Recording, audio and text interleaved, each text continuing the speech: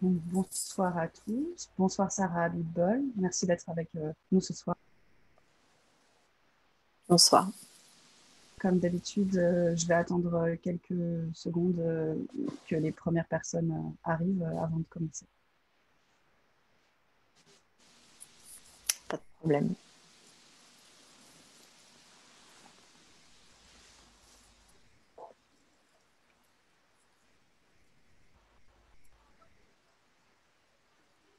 Ils sont en train de dîner, c'est pour ça.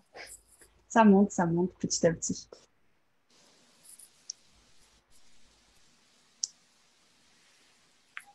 Si vous êtes en train de dîner, ben, continuez de dîner en nous regardant.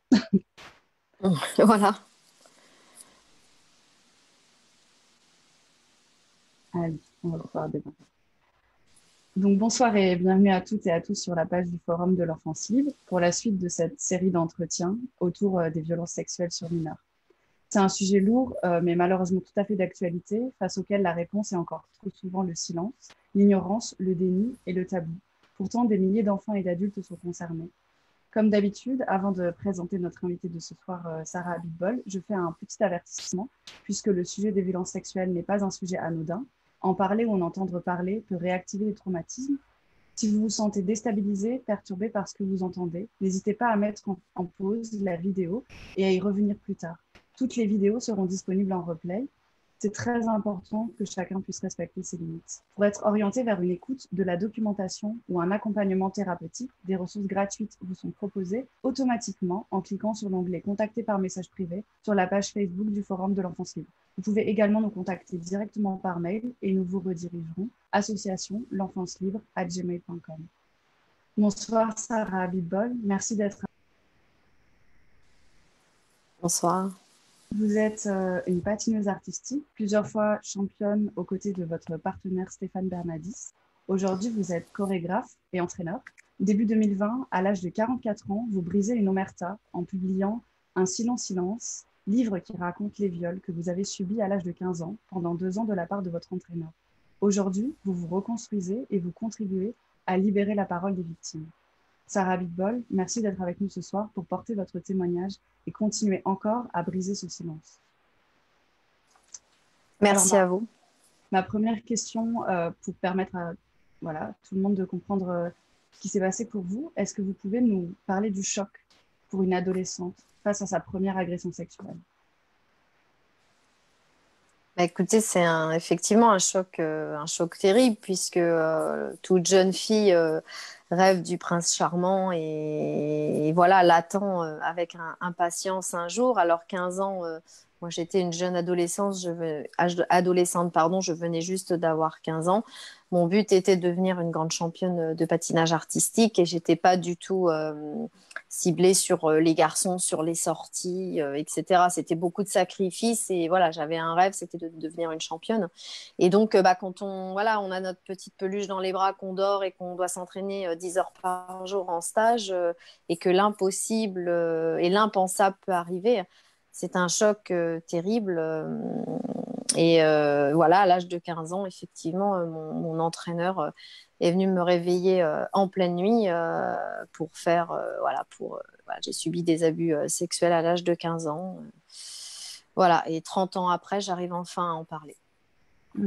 Quand est-ce que vous comprenez ce qu'il se passe? Est-ce que c'est direct ou est-ce qu'il vous faut un temps Non, je pense que sur le coup, on ne comprend pas vraiment ce qui se passe. On subit, malheureusement, le cerveau se déconnecte et voilà, et on met ça de côté, on reprend l'entraînement et on se dit peut-être que ça n'arrivera plus jamais, peut-être qu'il ne reviendra pas et voilà, je repars dans mon entraînement et peut-être que j'ai rêvé, peut-être que voilà, on a des hésitations, on ne comprend pas. Malheureusement, ça s'est produit à plusieurs reprises et comme les agresseurs en général s'y prennent tranquillement, doucement et sont assez intelligents pour ça et ils nous amènent à nous mettre dans ce silence en fait en nous disant c'est un secret, n'en parle à personne. Et ben, c'est ce que j'ai fait pendant des années jusqu'au jour où je me suis réveillée de mon amnésie traumatique puisque pendant des années j'ai complètement oublié cet événement. Mhm. Le cerveau fait quelque chose de très intelligent pour les enfants, c'est il met ça de côté, toutes les choses très graves qui peuvent arriver et surtout qui atteignent le corps au plus profond de soi-même. Le cerveau se déconnecte et met ça de côté, ce qui fait qu'on a des amnésies traumatiques. Hein. C'est connu, hein, beaucoup de victimes en parleront et ça peut durer 15 ans, 30 ans, 20 ans.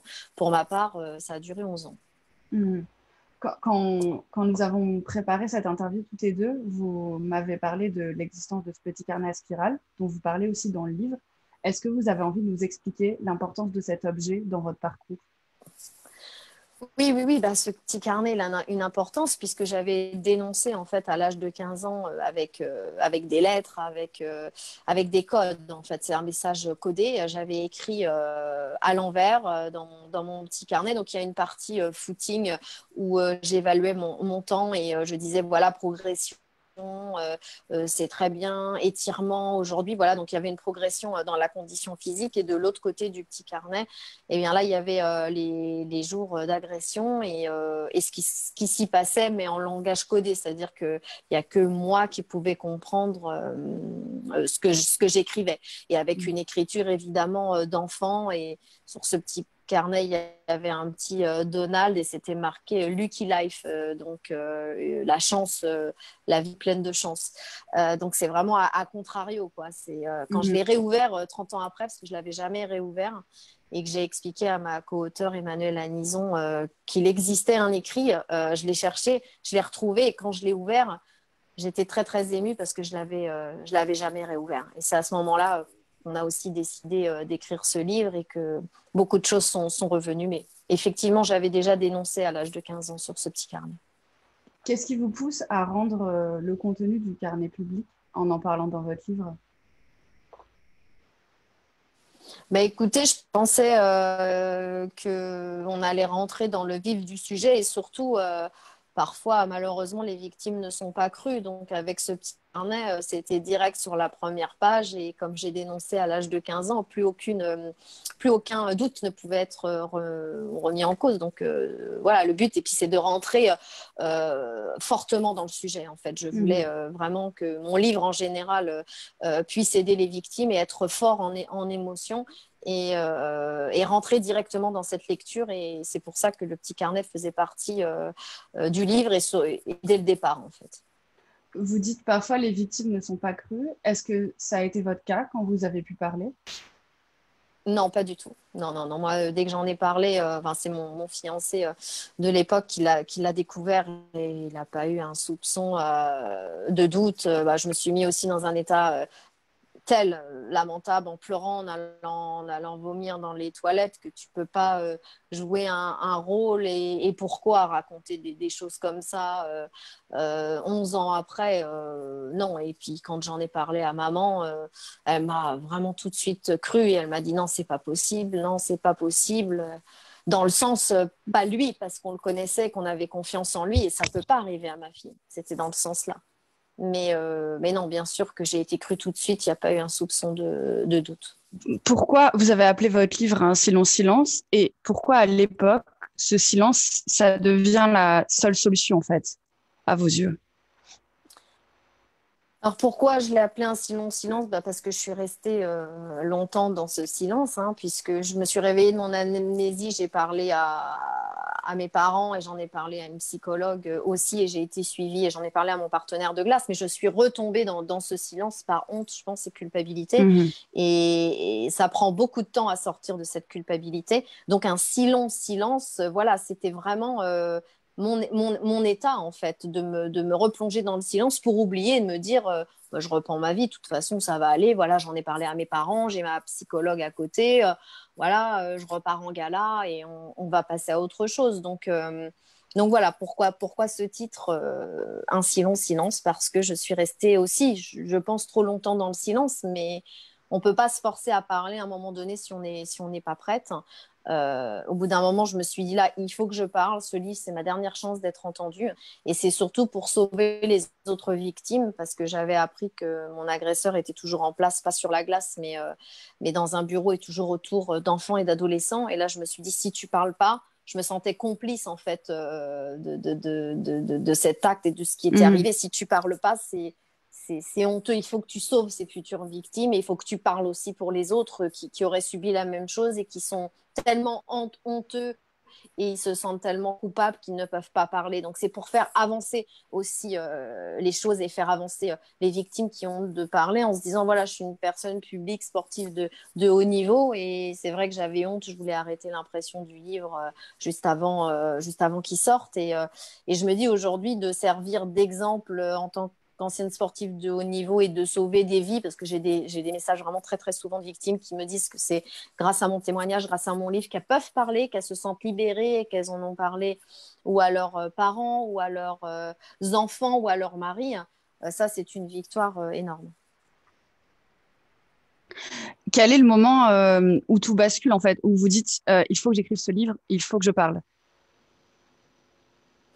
Il y a eu plusieurs moments enfin plusieurs moments, c'est-à-dire que j'ai vu le film La Consolation Mhm. de Flavie Flamand et dans certaines scènes, en fait, je me suis vue. C'est-à-dire que j'ai voulu voir ce film et même mon mari me disait, écoute, c'est peut-être pas la peine, tu vas te remettre encore dans un truc. Bon, et j'ai dit non, je veux le voir. Et c'est vrai que bon, lui n'a pas pu le regarder parce il a beaucoup de mal avec tout ça, ce que je peux comprendre. Donc moi, je l'ai regardé seule et je me suis vue dans certaines scènes et là, je me suis dit, c'est pas possible, quoi. Elle a parlé, il faut que je parle. Donc j'ai essayé de la contacter via un ami commun, Bruno Solo, l'acteur Bruno Solo, qui est un ami à moi. J'ai réussi à la contacter, à faire un FaceTime de Miami à Paris, parce que je vis aux États-Unis. Et elle m'a dit, tu n'es plus toute seule, on va t'aider. Donc il y a eu cet effet déclencheur, mais aussi le fait que j'aille à la patinoire à Paris et que je me rende compte que cet homme était toujours là, en fait.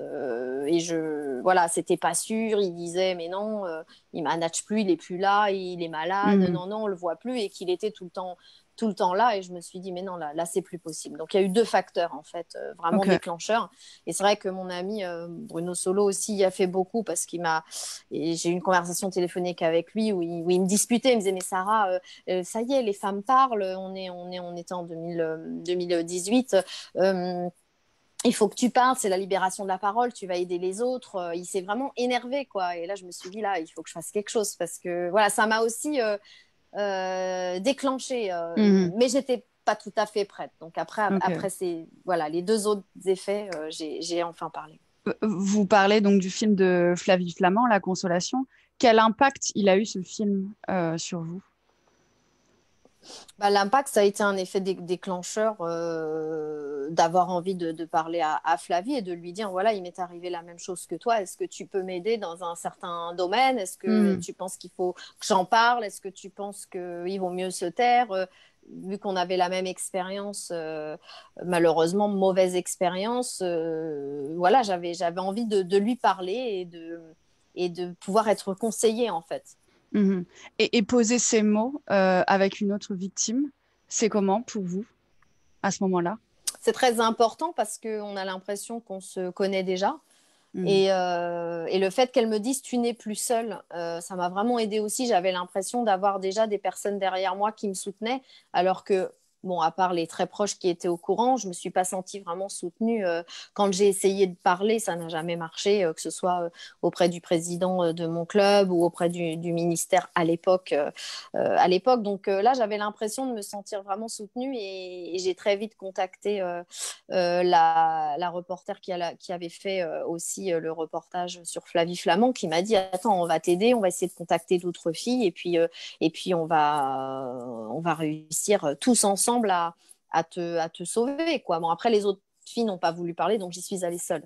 Mais en tout Mhm. cas, enfin seule, en tout cas face à ce livre et face à mon agresseur, Mhm. j'étais seule, mais j'ai été entourée d'une équipe formidable qui m'a soutenue et face à une victime, voilà, victime et victime. Et j'en ai rencontré une aujourd'hui. On a l'impression bizarrement de se connaître. Elles connaissent ma vie puisque souvent elles ont lu mon livre et ce sont des rapports qui sont vraiment humains, extraordinaires. Mhm. Et ça vous fait du bien aussi de pouvoir Oui, partager ça.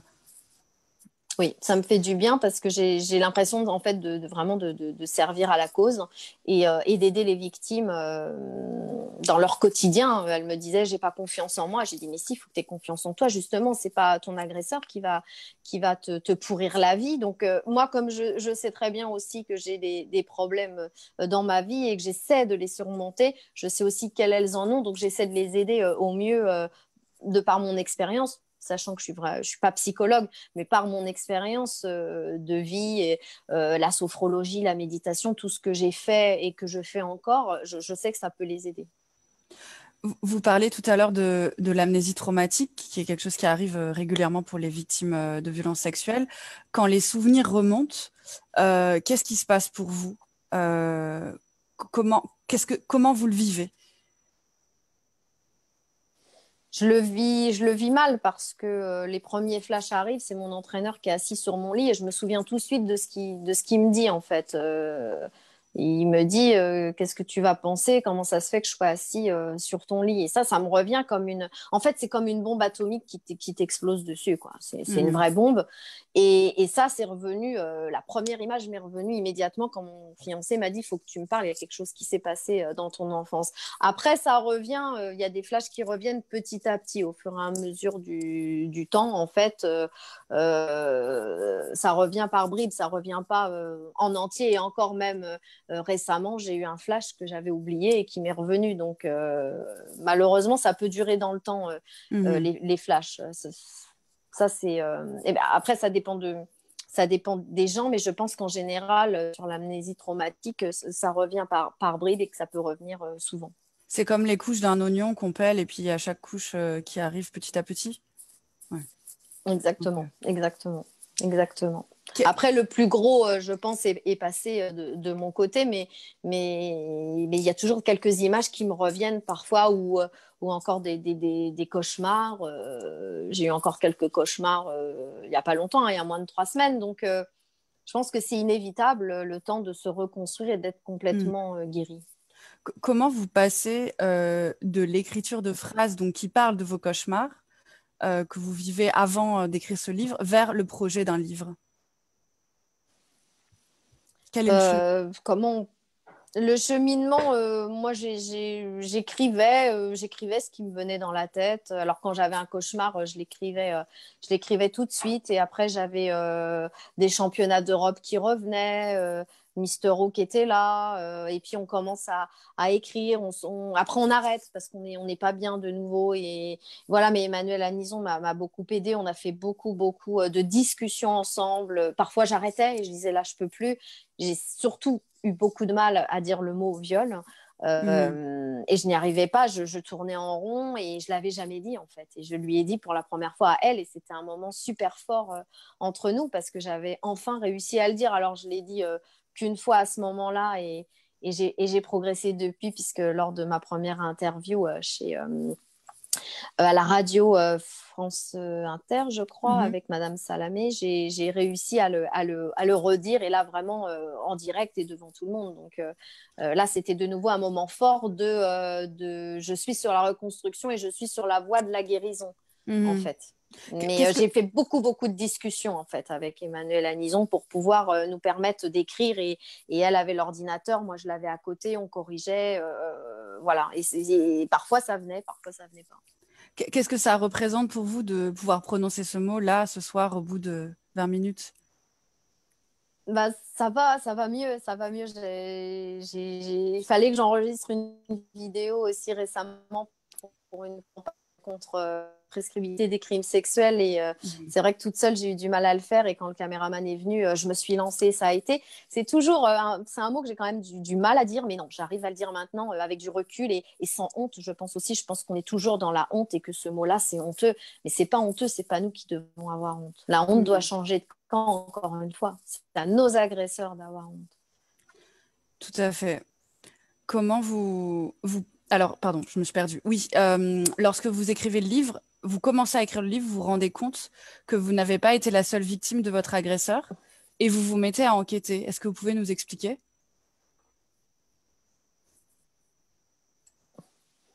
Oui, oui, bah, je me rends vite compte par mes appels téléphoniques aussi que les jeunes femmes ne veulent pas parler et me disent, écoute, c'était il y a longtemps, c'est bon, de toute façon, on l'arrêtera jamais, il est plus fort que tout, donc ça sert à rien que je te parle.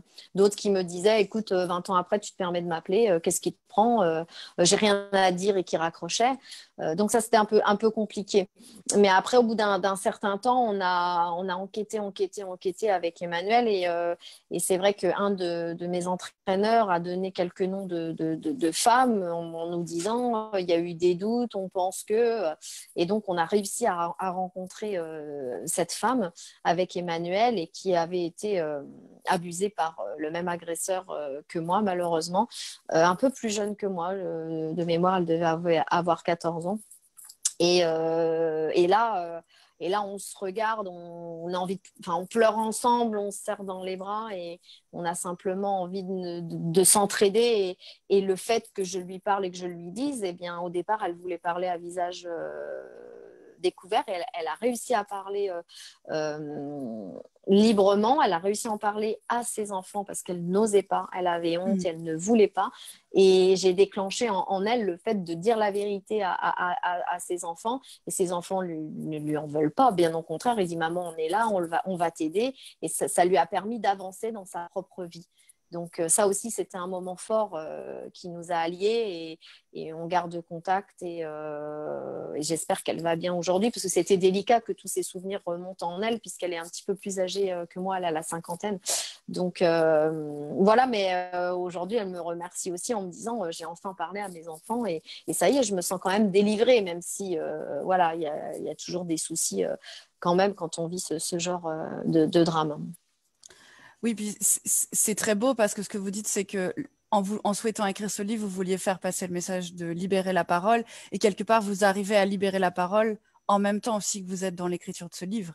Donc ça doit être un moment fort pour vous. Tout à fait. Ouais, vraiment, vraiment. Et je regrette pas vraiment. J'ai hésité jusqu'au dernier moment. J'ai appelé mon éditrice Clarisse Cohen qui me disait Sarah, ça va être compliqué d'arrêter l'impression. Ça va être compliqué de pas sortir le livre parce que tout est prêt.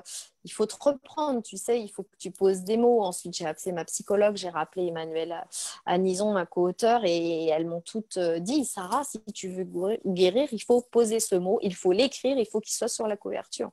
Et là, j'ai dit, allez, on y va. Et aujourd'hui, quand je vois le résultat et que d'autres victimes parlent et que d'autres fédérations ont été malheureusement inquiétées, mais pour une bonne évolution et que des victimes parlent et que les fédérations commencent à prendre conscience qu'il y a un vrai problème et surtout le ministère des Sports qui a vraiment pris le problème tout de suite en disant là c'est très grave, là il faut faire quelque chose. Ça c'est vraiment formidable. Donc si je repense un an avant, là aujourd'hui je suis vraiment contente d'avoir écrit ce livre, très fière. Je me sens aussi beaucoup plus à l'aise, beaucoup plus solide, beaucoup plus légère et c'est pas fini. Je pense que ma reconstruction est bien partie et vraiment je suis très contente de l'avoir fait.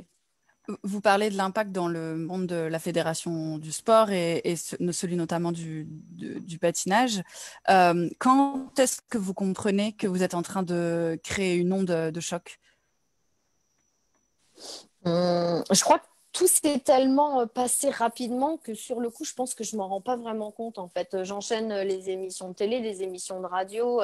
Un coup, on me dit que l'enquête elle est ouverte, donc mon agresseur, ils ont ouvert l'enquête et qu'ils risquent d'être inquiétés. Après, on me dit la fédération, le président va parler parce que ça va pas du tout et la ministre des Sports a parlé avant, etc. Donc tout s'est enchaîné. Donc je crois que je me suis sur le coup pas rendu compte. C'est peut-être une bonne semaine après tout ce qui s'est passé que je me suis dit oh là là oui, même la fédération voilà, le président a démissionné, c'est allé très haut, la ministre des Sports a pris la parole et a mis une pression terrible pour que voilà, nettoyer un petit peu toutes les personnes qui étaient en place et qui auraient pu faire quelque chose et pour ne plus que ça arrive et prendre les choses différemment. Donc, ouais, une petite semaine après, je pense, tout ce tourbillon médiatique, je me rends compte que là, waouh, c'est un pavé dans la mare et que ce long silence, ça fait beaucoup de bruit. Est-ce que, alors là, vous parliez un petit peu de l'impact sur la fédération, mais est-ce que la publication du livre a eu un impact sur votre famille? Euh, Ma famille, un petit peu. C'est vrai que c'était difficile, je pense, pour mon mari de. Il y avait des choses que je lui avais pas forcément dites par pudeur et c'est vrai il a appris des choses. C'était compliqué pour lui. Donc oui, il y a des dommages collatéraux automatiquement et on a eu un moment un peu difficile après la sortie du livre, le tourbillon médiatique. Le fait que je sois complètement dedans, mais lui était un peu à l'extérieur parce il était sur les États-Unis. Donc oui, il y a automatiquement, je pense, des dommages collatéraux. Il faut faire attention à cette période-là, mais du côté de mes parents, de ma famille de ce côté-là, c'était un peu plus facile peut-être. Je pense que le rôle du mari est quand même beaucoup plus délicat, je pense, Mhm. que les parents, en tout cas. Quelles sont les réactions de la fédération quand votre témoignage sort? Les réactions, c'est qu'ils ont eu une telle pression du ministère des Sports que le président de la fédération a démissionné. Je crois qu'il ne pouvait pas faire autrement. Il y avait c'était trop grave, même si les faits dataient de plusieurs années. L'entraîneur qui était toujours en place a fait des sorties en équipe de France sur des patineurs juniors alors qu'il avait eu des problèmes en 2000. Donc, je pense qu'il ne pouvait pas faire autrement que de partir. Il y a eu une telle pression que oui, ça a remis un petit peu les choses en ordre avec une nouvelle réélection, mais je pense que les choses vont quand même prendre du temps et il faut que ce soit fait en profondeur et Mhm. que c'est pas encore terminé. Je pense qu'il faut du temps avant que les choses se mettent en place. Vous, au moment où vous attaquez la fédération, qu'est-ce que vous espérez? D'abord en tant que Ah, sportif, puis en tant que femme. Oui, moi, je n'attaque pas la fédération. Je parle simplement de mon histoire, de ma vérité. Mais à Mhm. aucun moment, j'attaque la fédération et que j'attaque une personne en particulier. J'attaque un système et une omerta. Donc, Mhm. les choses se sont faites naturellement et le ministère a pris conscience de l'état dans lequel je vivais depuis des années, que ce long silence devait être brisé et qu'il y avait vraiment une omerta, puisque aujourd'hui, le résultat est il y a une vingtaine d'entraîneurs apparemment d'agresseurs au sein de la Fédération des sports de glace. Il y a une enquête en cours, donc c'était des choses graves. Mais en aucun cas, moi, j'attaque quelqu'un directement. Moi, je voulais Mhm. écrire ma vérité et écrire ce que je ressentais et penser à l'évolution sportive en général, dans tous les sports. Mhm. Le sport, c'est beau, c'est ma passion et il faut évoluer dans le bon sens pour sauver la nouvelle génération, mais il ne faut pas non plus que les parents aient peur de mettre leurs enfants dans n'importe quel sport. Et c'est pour ça que le ministère a mis en place beaucoup de choses, des codes d'honorabilité pour les entraîneurs et pour les bénévoles, pour ne plus que ça arrive et pour que les parents reprennent confiance. Mhm. Voilà, j'ai fait des choses dans ce sens-là. Oui, j'y viendrai plus tard dans l'interview. Il y a des choses qui se sont mises en place et qui ont bougé depuis la sortie du livre. Vous parliez du coup du monde du sport. Pourquoi ce monde est-il aussi si mal à l'aise avec les violences de manière générale? Mais je pense qu'il y a beaucoup d'omerta, qu'il y a beaucoup de secrets malheureusement et de choses qui ne sont pas dites parce que c'est peut-être le fils d'eux, l'entraîneur d'eux, et voilà. Et puis c'est assez facile pour un entraîneur, malheureusement, d'être proche des adolescents et Mm. des enfants. Un entraîneur, c'est un confident, c'est un meilleur ami quelque part, c'est quelqu'un qui nous maîtrise, c'est quelqu'un, il faut obéir, c'est quelqu'un en qui on a confiance. Donc voilà, le rapport, c'est vrai qu'entraîneur-entraîné, il est super délicat, mais jusqu'où un entraîneur a le droit d'aller, quoi. C'est ça, à un moment donné, Mhm. il faut respecter l'enfant, l'adolescent Et voilà, c'est pour ça que j'ai dénoncé. Alors, je ne mets pas tous les entraîneurs dans le même panier, hein, bien entendu que non. Bien sûr que non. Mais moi, en tout cas, ce qui m'est arrivé, c'est voilà, dans le patinage avec mon entraîneur qui avait une emprise sur moi et également sur ma famille.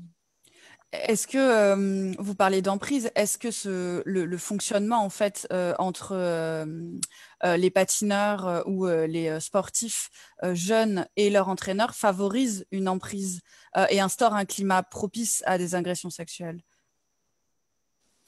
Un climat propice, je ne sais pas, mais c'est vrai qu'on part en stage, voilà, les parents ont confiance et on part parfois loin de notre famille, donc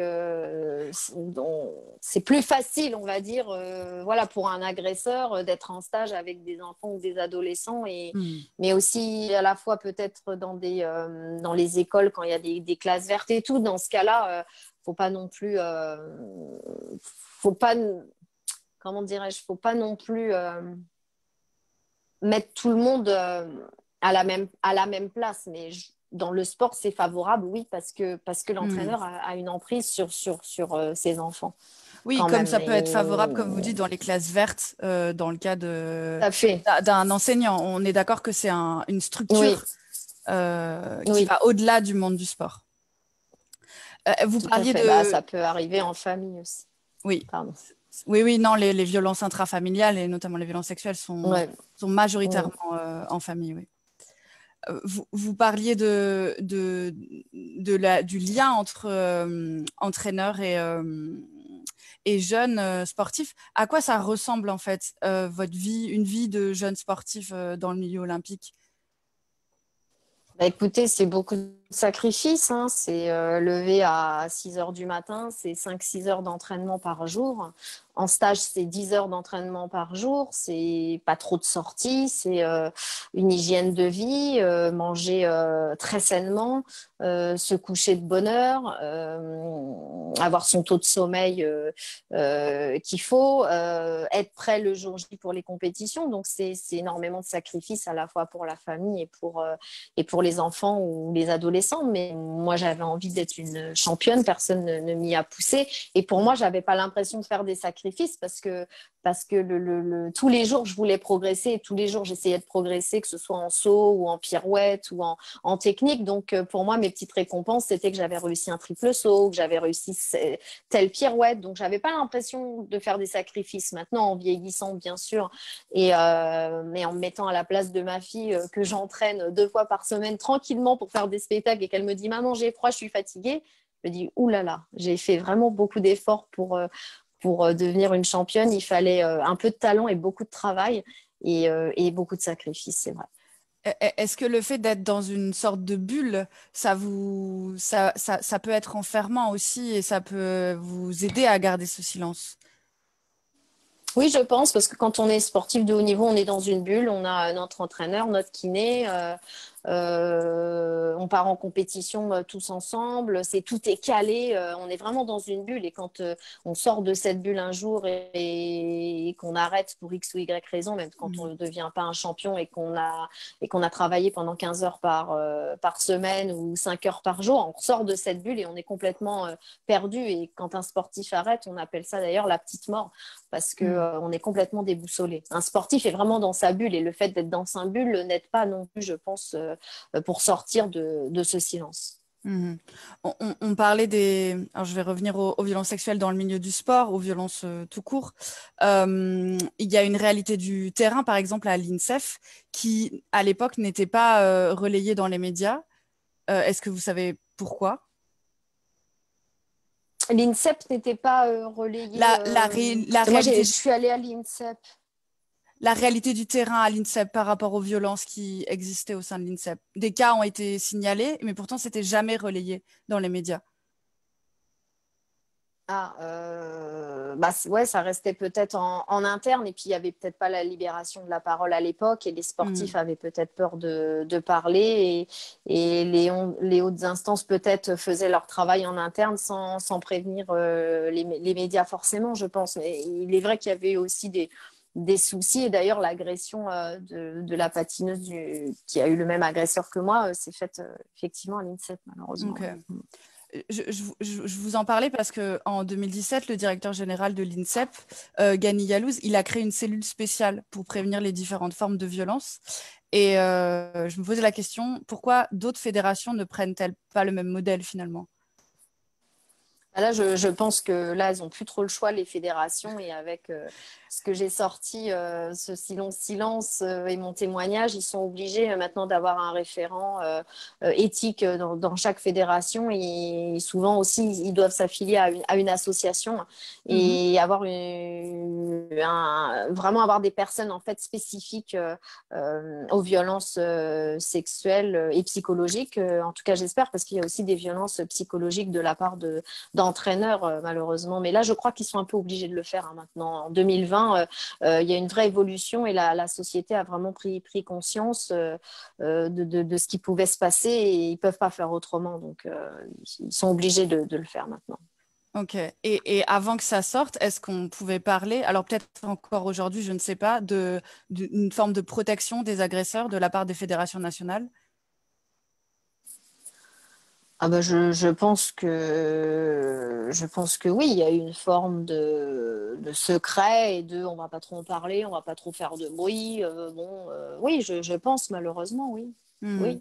Maintenant, je vous dis, les athlètes commencent à parler.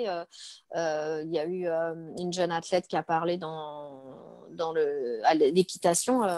à l'équitation et qui a vu mon témoignage et qui a parlé. Et les faits remontent à il y a quelques années aussi, mais je crois qu'il n'y a pas de prescription. Et elle aussi a été agressée par son entraîneur. Et la fédération, là, vient d'être au courant et le ministère a pris certaines mesures aussi. Il y a eu la fédération de judo, là, juste récemment, là, il y a quelques jours. Il y a beaucoup de fédérations, la fédération de roller aussi, qui a été inquiétée. C'est triste, moi, le bilan, c'est pas une revanche, c'est pas de dire les fédérations sont nulles. Non, le bilan, c'est que c'est triste et que c'est terrible et qu'il faut reprendre les choses en main pour ne plus que ça arrive. Et vous avez pris les choses en main puisque vous avez travaillé à l'élaboration d'un kit prévention violence qui inclut les agressions sexuelles pour le ministère des Sports. Est-ce que c'était important pour vous de travailler à ce projet? Ah oui, beaucoup. Oui, on a fait des réunions Zoom et puis voilà, ils nous demandaient notre avis par rapport à voilà, si on avait tel âge ou tel âge, qu'est-ce qu'on pense, comment on pourrait voir les choses par des dessins. Oui, bien sûr que c'est important pour moi. Je suis dans un combat maintenant et j'essaie d'aider les victimes au mieux par différentes associations. Et quand le ministère, effectivement, me demande mon avis et on fait des réunions, c'est très important pour moi, bien sûr, de répondre positivement et de les aider bénévolement avec mon cœur et voilà, d'essayer d'aider. C'était le cas aussi ce matin. C'est pour ça que vous êtes un peu fatigué ce soir. Vous aviez une réunion de 3 heures avec des parlementaires. Oui. Est-ce que vous voulez nous en parler? Ah oui, c'était intense et oui, c'était une réunion pour les violences sexuelles dans le sport avec des gens très haut placés au Parlement. Et il y avait la fédération de handball et la fédération de football. Et c'est vrai qu'ils m'ont remercié, mais plusieurs fois. Merci Sarah pour ton témoignage. Et c'est des présidents de fédération, quoi. Merci parce que nous, on a pris conscience des choses, parce qu'on a mis des personnes en place et parce que ça ne doit plus arriver. Donc merci, ce genre de témoignage fait avancer, fait évoluer les nouvelles générations. Et voilà, leurs paroles étaient sincères, étaient fortes. Et ces fédérations-là ont adhéré d'ailleurs à l'association Colosse au pied d'argile pour les aider au cas où s'il y avait des témoignages. Ils nous disent, on a eu un témoignage déjà la semaine dernière. Donc on sent qu'ils sont transparents, qu'ils ont envie. Et le fait qu'ils me remercient, qu'ils aient des paroles aussi bienveillantes, me redonne encore de la force et du courage pour me battre. Comment des personnes comme des sportifs pardon comme vous, comme Catherine Goncet, Claudine Emonet, pour prendre que des exemples dans les sports neige et glace, vous pouvez faire évoluer la situation dans le cadre des violences sexuelles dans le monde du sport? C'est en parlant, c'est en libérant la parole, c'est en allant sur le terrain dès qu'on pourra, parce qu'en ce moment avec les problèmes sanitaires c'est compliqué, mais voilà, aller sur le terrain, aller parler aux jeunes adolescents de notre expérience, mais aussi essayer de détecter un geste inapproprié et qui puisse parler, parce que il faut savoir que quand les associations se déplacent sur le terrain, en général, il y a au moins deux enfants ou deux adolescents qui parlent et qui disent moi voilà, on m'a fait ça, elles parlent pourquoi? Parce qu'elles ont un témoignage derrière qui parle en fait, donc elles ne se sont pas honteuses. Et peut-être qu'à l'époque, si j'avais eu quelqu'un qui venait dans le club parler de son expérience ou essayer de détecter quelque chose, j'aurais peut-être parlé. Peut-être que j'aurais parlé ou que j'aurais écrit un mot, j'aurais donné un mot. Et il n'y avait pas ça à l'époque. On n'avait même pas de psychologue, malheureusement, en place pour nous aider lors des compétitions. Il fallait le prendre à l'extérieur et puis voilà, faire sa petite marmelade à part, quoi. Mais voilà, donc dans ce sens-là, plus les personnes publiques, sportives ou des personnalités comme Flavie Flament, Andrea Bescon, etc., parleront de cette expérience malheureuse, plus je pense que ça libérera la parole et que des victimes pourront parler à leurs parents, à leurs enfants, à leur mari, sans honte.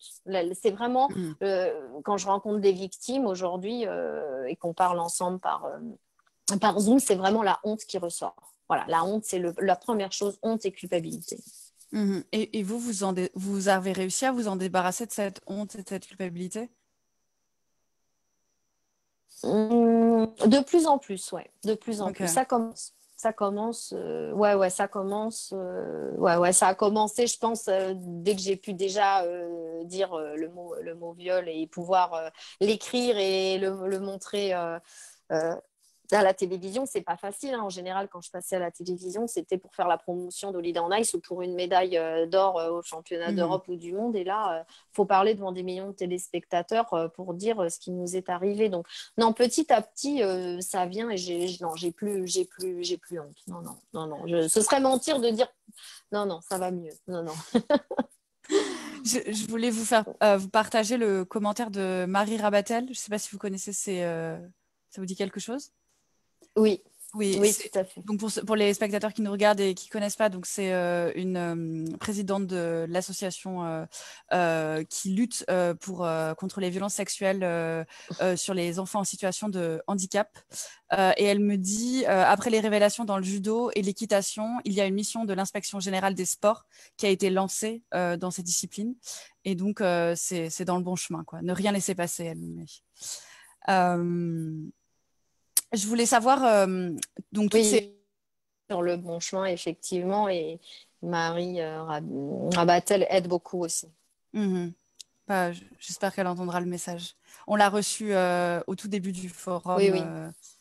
Je voulais savoir dans quelle politique de prévention, en fait, toutes les actions qui sont faites rentrent. Est-ce qu'il y a une politique de prévention globale qui a été organisée par les fédérations, par le ministre des Sports, de Jeunesse et Sport?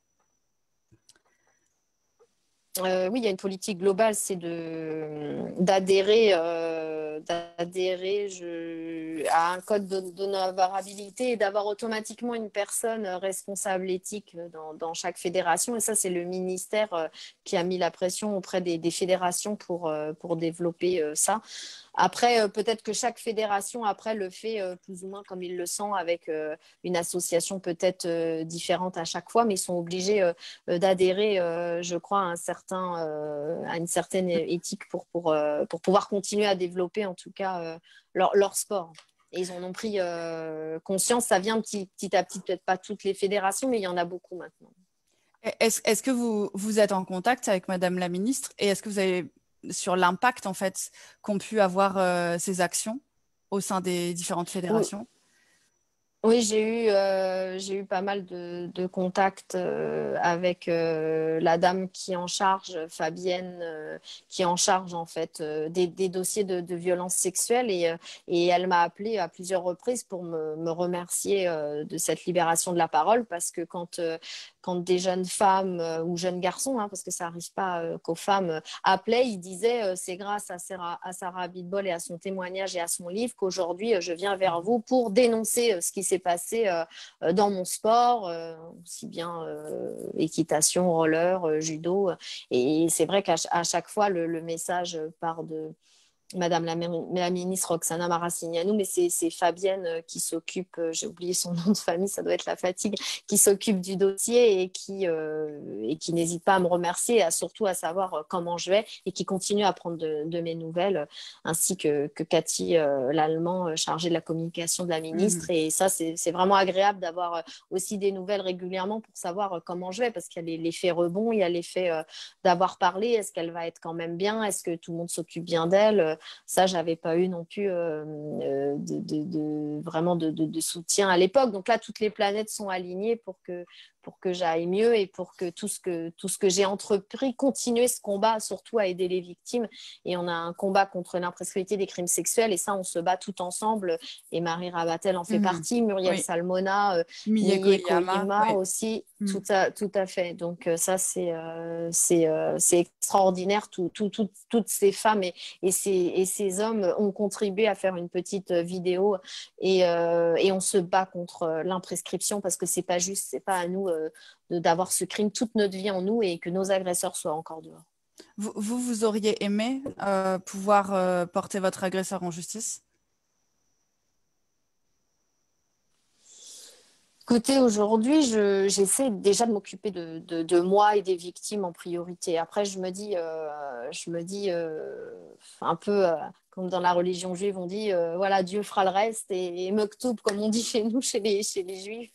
Moi, j'ai dénoncé, je pense que déjà son nom est apparu partout, et puis que ça doit pas être très marrant de sortir de chez lui et d'aller acheter du pain.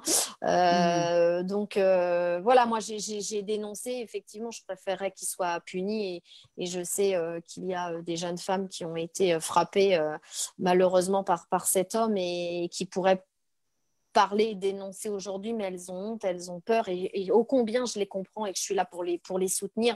Et si elles ne le sentent pas pour le moment, d'aller à la police, je le comprends à 100%, puisque moi-même, je n'ai pas pu le faire. Donc, mais je sais qu'effectivement, on pourrait l'envoyer en prison, puisqu'il y a d'autres femmes qui ont subi la même chose que moi, dont il n'y a pas prescription. Mais elles ne sont pas prêtes, et je le comprends. Et encore une fois, si elles m'entendent, si elles m'écoutent, je suis là pour les aider, et pas pour dire « Allez, vite, on va courir au commissariat et on y va », et par esprit de vengeance. Non, moi, je suis là pour les aider de se sortir de leur vie, de leur tête, les agressions qu'ils ont eues, parce qu'encore une fois, il y a des conséquences. Peut-être que ces femmes-là, elles se marieront jamais, elles auront jamais d'enfants, ou alors elles seront alcooliques, ou alors elles seront sous antidépresseurs, ou alors elles n'auront pas le courage de voyager parce qu'elles ont peur de sortir. Bref, il y a des conséquences. Et moi, je suis là vraiment pour les aider aujourd'hui, et qu'elles n'hésitent pas, si elles m'entendent aujourd'hui, à venir vers moi, parce que voilà, mon but, c'est pas de les envoyer au casse-pipe, mais au contraire de les sortir de leur vie et de leur mal-être, surtout. Vous parlez des conséquences. Comment une femme peut-elle se construire ou se reconstruire après avoir subi une agression sexuelle? Je pense que de rester dans le silence, ça n'aide pas. Moi, ça ne m'a pas aidé. J'ai cru que ça allait m'aider. J'ai cru, parce que je suis même partie à l'autre bout du monde, aux États-Unis, en me disant au moins je pourrais plus croiser cet homme, et j'aurais plus peur, etc. Et je suis retombée dans le silence sans en parler à personne, juste à mes parents et à mon partenaire. Et en fait, je me suis rendu compte que c'était l'antivie. J'arrivais pas à partir dans des endroits inconnus. Bon, ça, c'est toujours le cas, parce que ça revient pas du jour au lendemain. Mais je pense que de parler fait qu'on se libère. Alors, on peut écrire aussi, même on n'est pas obligé d'écrire un livre et d'être connu, mais écrire les faits, se libérer, en parler, et ne pas avoir honte, je pense qu'on vivra automatiquement mieux. On ne peut pas rester dans ce silence et se dire c'est pas grave, on n'y pense pas, et c'est pas grave, c'est derrière moi, et la vie est là. Non, je pense que d'en parler, on sauve vraiment notre vie, et on ne se rend pas compte peut-être sur le coup qu'on peut la sauver. On rentre dans une routine, et on se dit c'est pas grave, je suis heureuse quand même, je suis heureux quand même pour un garçon. Mais non, il faut parler, vraiment. Parler, se libérer. Vous-même, vous êtes maman d'une petite fille. Comment vous avez abordé la maternité avec votre vécu? Déjà, j'ai mis très longtemps à vouloir avoir un enfant. J'avais pas l'envie, j'avais pas l'instinct. Vraiment, j'y pensais pas du tout. Et Alors, c'est vrai que j'étais dans une carrière qui prend beaucoup de place. Donc, quand on fait 70-80 galas en 4 mois et qu'on a 2 mois de préparation avant, c'est compliqué. Mais ce n'était pas ma carrière qui faisait que je n'avais pas eu d'enfant plus tôt. Parce que j'ai eu ma fille à l'âge de 38 ans. Je pense que j'en avais pas l'envie, qu'il y avait peut-être quelque chose qui me bloquait. Je n'avais peut-être pas non plus rencontré l'homme avec lequel je voulais avoir un enfant. Et mon mari, donc, je ne l'avais pas encore rencontré, mais avec le recul, je pense que ça me bloquait aussi mes désirs de maternité. Après, étant donné que j'étais sortie de mon amnésie et que j'en avais parlé et que j'avais rencontré un homme charmant qui prenait soin de moi, eh bien, j'ai décidé voilà, qu'on fasse cet enfant par amour et décidé de passer à autre chose. Mais je pense que ça peut bloquer l'idée d'une maternité. Oui. Est-ce que vous avez pu en parler avec votre fille?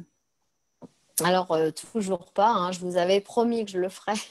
Ah, vous Non, m'avez pas je lui ai promis, mais vous m'aviez dit que vous alliez peut-être le faire. C'est vrai. Non, je lui ai dit il y a quelque temps que voilà, les parties intimes, son petit trésor, ça lui appartenait et que voilà, s'il y avait quelque chose qui se passait d'un adulte, il fallait que tout de suite qu'elle me prévienne. Mais me concernant, je vais le faire. Il faut vraiment que je le fasse. Elle a eu 9 ans, elle est intelligente et je pense qu'elle va comprendre. J'ai simplement peut-être peur de sa réaction, mais je pense qu'à l'avenir, elle sera fière de moi et qu'elle comprendra. Mais je pense que là-dessus, je suis encore un peu dans la peur et dans la honte par rapport à elle. Et il faut pas.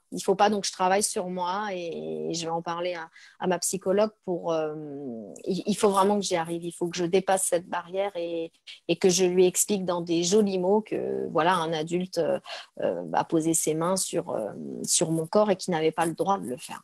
Et c'est simplement ça qu'il faut lui expliquer. C'est pas si compliqué, mais je bloque. Voilà, je bloque un peu. Lors de la Convention nationale de prévention des violences sexuelles dans le sport, en février 2020, dans votre discours, vous avez dit une phrase très forte dans laquelle vous reprenez le terme de victoire. Est-ce que vous pouvez nous redire cette phrase? J'avais dit la libération de la parole et d'écrire ce livre que en fait c'est ma plus belle victoire, c'est ma médaille d'or olympique. Cette réussite et le fait d'avoir été entendue, c'est vraiment pour moi une médaille olympique. C'est vraiment une victoire. C'est ma plus belle victoire, vraiment. Et vous aviez parlé, juste avant, je me permets de la dire, toute la phrase en entière, la honte se transforme en fierté et c'est ça ma plus belle victoire. Et vous parliez aussi de cette honte qui se transforme et je trouve ça magnifique. Et est-ce que vous pouvez nous partager l'émotion que vous avez ressentie lors de cette standing ovation à la fin de votre discours? Une phrase très forte dans laquelle vous reprenez. C'était fort parce que juste avant, je vous avoue que j'avais pris un petit quart de médicaments pour me calmer parce que je tremblais, j'étais pas bien et je me suis dit comment je vais faire pour parler devant tous ces gens. D'habitude, je patine devant les gens, devant le public, mais là, il y avait beaucoup de représentants de fédérations, il y avait plein de ministres. Enfin, j'étais vraiment impressionnée et puis parler voilà, debout sur l'estrade comme ça, de ce qui s'était passé. J'étais un peu perdue.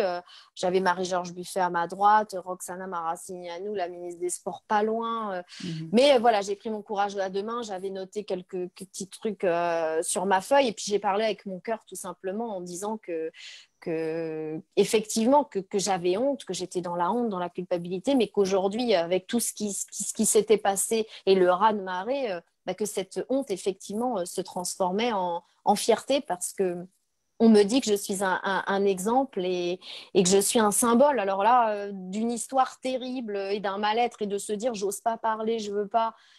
Et d'avoir ces mots-là, c'est extraordinaire. Et non, aujourd'hui, je suis vraiment, oui, je peux dire que je suis fière et que cette honte se transforme, bien sûr, s'est transformée. Je vous le partage parce que ça fait en lien avec ce que vous dites. Il y a à nouveau un message de Marie Rabatel qui dit « Sarah nous apporte son soutien et son aide pour le travail que nous menons avec le comité paralympique et sportif français. Merci beaucoup. » Et il y a un grand cœur rouge avec. Merci Marie. C'est pas fini, il faut que je t'appelle d'ailleurs. Votre parole, elle a été entendue par la société et comment on peut en parler aux prochaines générations du monde du sport? Bah, je pense en parler simplement, parler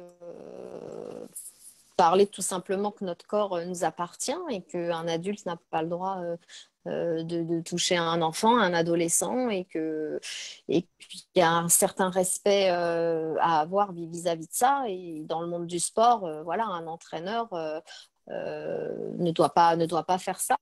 Il doit se maîtriser et ne doit pas dépasser la barrière. Mhm. Qu'est-ce que vous dites aux parents qui souhaitent mettre leurs enfants au sein des centres sportifs pour faire de la compétition? Moi, je dis bien sûr qu'il faut mettre nos enfants dans le sport en étant vigilants, évidemment, en leur parlant, en les prévenant, en leur expliquant que ce sont des personnes extérieures des entraîneurs, mais qui, voilà, si on les prévient et si on parle beaucoup avec eux, il y a pas de raison. Je ne voudrais pas que les parents aient peur et faire arrêter une activité sportive ou faire régresser une activité sportive. Bien au contraire, j'ai parlé pour l'évolution et pour que ça avance. Je n'ai pas parlé négativement. J'ai parlé pour une évolution et pour que les parents puissent aller à la patinoire, à la gymnastique, etc. et se sentent justement bien en disant j'ai confiance, c'est bien, y a des aménagements, tout est en place. Bien sûr, le sport, c'est magnifique. Hein, je suis encore passionnée aujourd'hui. J'entraîne entre les États-Unis et la France des enfants, des adultes du haut niveau, pas du haut niveau. J'entraîne de tout avec passion et voilà. Et les enfants, quand ils te regardent avec leurs petits yeux comme ça, parce que tu as fait une pirouette et qui disent encore, vous êtes un entraîneur extraordinaire, c'est fabuleux. Et à contrario, quand il y a une jeune fille de 18 ans qui n'en fait qu'à sa tête, eh ben moi je lui dis tu sors. Voilà, il n'y a pas de violence psychologique ou quoi, tu sors, tu vas réfléchir, ça ne va pas et tu reviendras quand tu te seras calmé. Voilà, c'est simple, il n'y a pas de violence psychologique ou physique. Et croyez-moi, quand vous virez quelqu'un de la glace, ça ne fait pas plaisir. Hein. Après, elles réfléchissent et puis elles reviennent, excusez-moi, etc. Voilà, donc tout ça, ça s'apprend. Et puis je vais mettre mon expérience, j'espère, au service des clubs en France de patinage artistique. À la fois pour la technique et puis pour une prise de parole. Et je vais essayer d'aider dans le bon sens l'évolution sportive en France et pourquoi pas aussi aux États-Unis. Mhm. Comment on pourrait créer un MeToo dans le monde du sport de haut niveau olympique et paralympique chez les juniors? Bah, je sais pas, faudrait, ouais, pourquoi pas créer une. J'ai pas encore créé mon association parce que je travaille avec plusieurs associations en fait. Moi aussi, amnésie, je travaille pour l'amnésie traumatique et victimologie. Je sais pas, peut-être que effectivement c'est une très bonne idée qu'on pourrait inventer un nom et travailler à plusieurs pour lutter contre les violences dans le sport. Et je vais y penser. Hein, c'est toujours en moi, mais je voulais être prête, voilà, être prête et avoir vraiment les capacités et avoir le temps et avoir des personnes autour de moi pour être capable de m'investir. En fait, je voulais pas dire oui, j'y vais et si j'avais pas le temps et si j'en étais pas capable et pas assez solide, parce qu'il faut être solide quand même pour faire ce genre de choses. Bon, je le fais au quotidien hein, parce que je passe environ 2 heures à peu près par jour. Environ, hein, ça dépend des jours, mais depuis 7-8 mois avec des victimes, avec des associations, etc. Donc, je prends beaucoup de temps, mais j'aimerais, pourquoi pas, évoluer et faire encore plus. Est-ce qu'on pourrait fédérer les associations au niveau du monde du sport pour libérer encore plus la parole? Oui, je pense qu'à plusieurs, on est plus fort. De toute façon, c'est pour ça que j'ai essayé de travailler avec plusieurs associations et que je leur dis, voilà, n'hésitez pas si vous avez besoin de moi pour un commentaire, pour une vidéo, pour rencontrer des victimes, etc. Ça, c'est sûr qu'ensemble, on est plus fort. Si on s'isole, c'est pas bon. Donc, oui, oui, bien sûr. Pour terminer cette interview, je voudrais revenir sur vous et sur votre parcours. À quoi elle ressemble, cette rencontre avec vous-même lorsque vous démarrez votre guérison? Ben, voilà, j'ai l'impression d'être enfin la vraie Sarah, la Sarah rigolote, la Sarah voilà, qui se sent bien, qui sourit, qui a la joie de vivre. Et c'est vrai que depuis la sortie de mon livre, je me regarde dans un miroir en me disant, bah voilà, j'ai réussi quelque chose de formidable, j'ai réussi à libérer ma parole, j'ai réussi à aider les autres et je vais mieux et je vais mieux et je le sens au quotidien. Et c'est vrai que quand je vois des amis qui m'ont pas vu depuis longtemps, ils me disent, ah bah dis donc, t'as l'air vachement bien, tu racontes deux, trois bêtises comme à l'époque et tout, on te retrouve. Ils le sentent, ils le voient, quoi. Ils le voient. Donc non, non, c'est super. Est-ce que vous aimez cette nouvelle Sarah? Ah oui, oui, je ne reviendrai pas en arrière. La Sarah qui est pas bien, qui est tristounette, qui... Non, non, non, je ne reviendrai pas en arrière. Encore une fois, je suis vraiment fière de l'avoir fait. Croyez-moi que c'était pas facile. C'était pas facile. Jusqu'au dernier moment, vraiment, je voulais pas. Je voulais pas. Et non, il y avait une petite voix qui me disait, vas-y, Sarah, parce que là, c'est bon. Là, on va enfin t'écouter et toutes les étoiles vont s'aligner et vas-y. Et j'incite à libérer. Merci beaucoup, Sarah Abitbol, d'avoir été avec nous ce soir. Merci à vous et bon courage à tous. Demain, nous recevrons Maître Marie Grimaud, avocate pénaliste qui s'occupe exclusivement des affaires de maltraitance sur les enfants dans son cabinet pluridisciplinaire. Elle est aussi avocate référente pour l'association Innocence en danger et s'est portée partie civile notamment sur l'affaire Maëlys. Cette vidéo sera disponible très prochainement en replay et moi je vous dis à demain 20h30 cette fois-ci. Merci encore Sarah Abitbol.